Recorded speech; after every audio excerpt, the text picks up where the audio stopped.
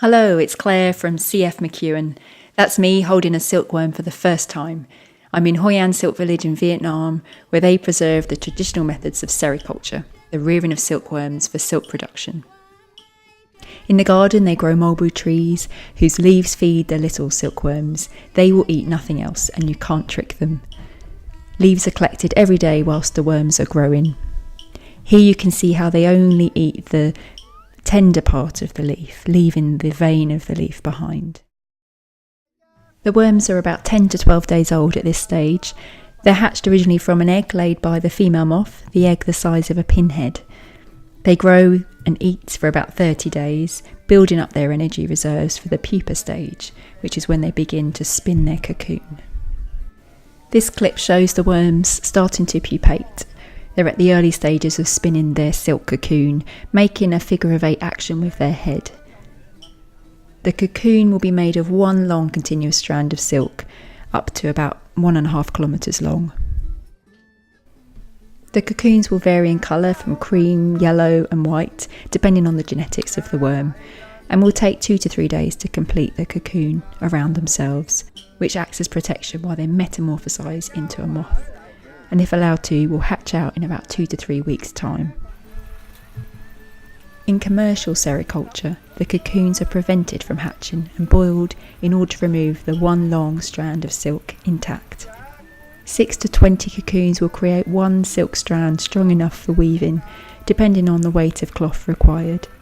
The silk fibre is extracted and pulled up into the spinning wheel and spun to produce the first stage of silk yarn. It is possible to produce what's known as a shima silk or piece silk, where the moths are allowed to hatch and break out of their cocoon to live out their full cycle. A shima silk is more typical in southern India and was promoted by Gandhi, who was critical of the traditional silk production methods. The first batch of spun silk from the cocoons is very coarse and reminds me of horsehair. On further boiling and washing, the silk will be degummed and softened to be the silk that we know. At the Silk Village, I met a brother and sister from a Champa family, one of Vietnam's 54 ethnic minorities. They work on the traditional looms at the village and demonstrate designs unique to the Champa people, who are famous for the narrow lengths of colourful silk cloth. Villages across Vietnam, Laos and Cambodia are preserving the knowledge of natural dyeing to colour the yarn ready for weaving. Examples include indigo, jackfruit, lilac tree, elderberries, banana leaf, resin from lac bugs and madder root. The yarn is boiled in the water with the dye and fixed with a mordant such as vinegar and salt.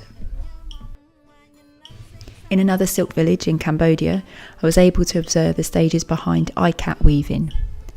The yarn is knotted into a pattern before dyeing. The sections of yarn that are tied resist the dye from colouring the fibres, as shown in this purple cloth. You can see the white sections are where the yarn was tied. The next stage is to weave the dyed yarn into cloth. If you look closely at the yarn being woven here, you can see how the dyed and undyed sections are lined up on the loom.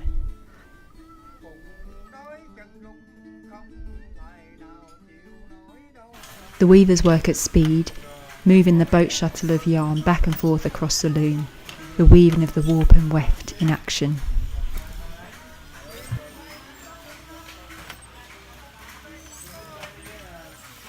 It's goodbye now to the little silkworms. It's been such a pleasure to meet them and get to know them and understand the important role that they play.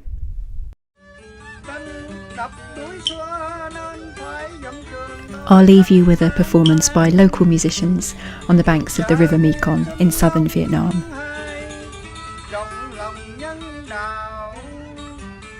Từ sáng tới giờ, cháu chỉ đã lầm bằng mấy cú phá.